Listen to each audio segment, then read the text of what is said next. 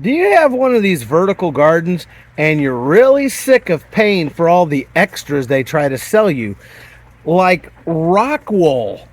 This stuff's like 20 bucks a sheet in the store. I don't know what the vertical gardening companies try to sell it for, but it's a lot.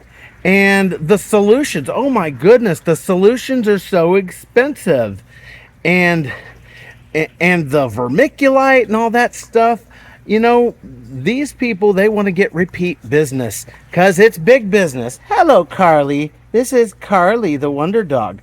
Carlamity, we like to call her. And yes, those protective fortress around the garden is because of her.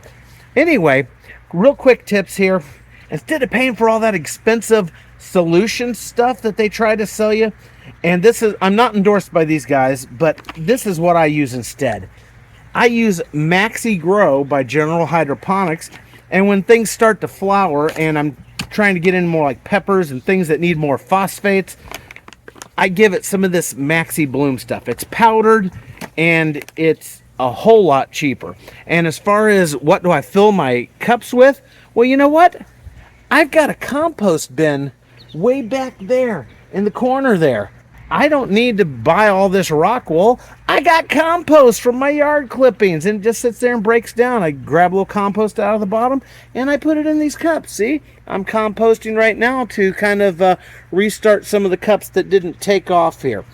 Anyway, I was trying to make that in under a minute. I guess I went over a little bit, but I'm going to get it in under 2 minutes. This is Neil from Dandy Does It.